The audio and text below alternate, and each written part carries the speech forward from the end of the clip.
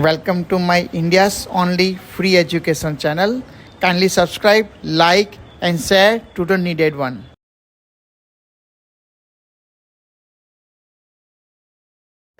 Now we are dealing with the right side very acute cerebellar hemorrhage patient.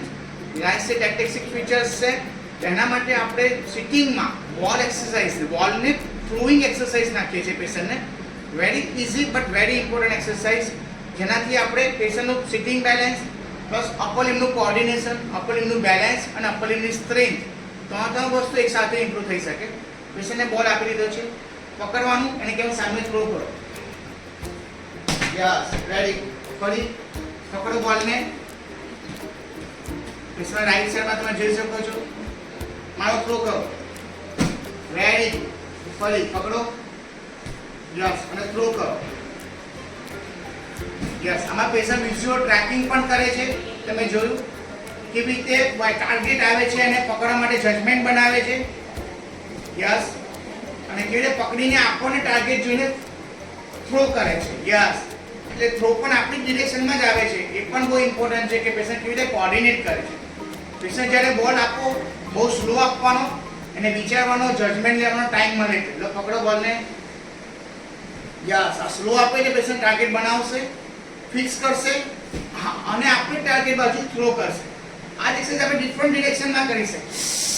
જો બોલ આવે છે એને પકડજો. યસ. પછી થ્રો કરો. યસ. Very good. ફરી બોલને જોજો, પકડો બે હાથથી. યસ. થ્રો કરો. Very good. એક વસ્તુ આપણે આ ડિરેક્શનથી કરશું, અલગ ડિરેક્શનથી. જો બોલને આવે છે ધ્યાનથી પકડો, થ્રો કરો. Very good. ફરી ધ્યાનથી પકડો. હા, થ્રો કરો. ચલો ફરી ધ્યાનથી પકડો. રાઈટ હેન્ડને બરાબર યુઝ કરો. બરાબર ધ્યાનથી પકડો. જ્યારે બોલને આપણે સેમ સાઈડ નાખવાનો ટ્રાય કરીએ ત્યારે પેશન્ટ સૌથી વધારે ડિફિકલ્ટી પડે છે. રાઈટ સાઈડ એટેક્સિક છે. આપણે આ કર્યા પછી એવું ખ્યાલ આવે કે કઈ બાજુ વધારે ડિફિકલ્ટી પડે છે. એ સાઈડની પ્રેક્ટિસ વધારે કરાવવાની પેશન્ટ. લો પકડો બે હાથથી. થ્રો કરો. યસ. Very good. ફરી પકડો બે હાથથી. થ્રો કરો.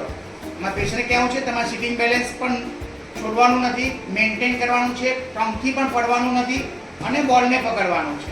અને બોલને પકડીને ટાર્ગેટ સ્પેસિફિક લેવાનું છે અને થ્રો પણ ટાર્ગેટ તરફ કરવાનું છે. ફરી પકડો ધ્યાનથી. બે હાથ વચ્ચે પકડો. થ્રો કરો. તમે ધ્યાનથી પકડો. અહીંયા જુઓ. હા, બોલને ધ્યાનથી પકડો. હા, ધ્યાનથી પકડો લો. થ્રો કરો. Yes, so this type of activity very helpful for improving the balance, strength and coordination for cerebral ataxic patient. Thank you. Thank you for watching. Please give your comments and feedback. Stay tuned for more upcoming new videos.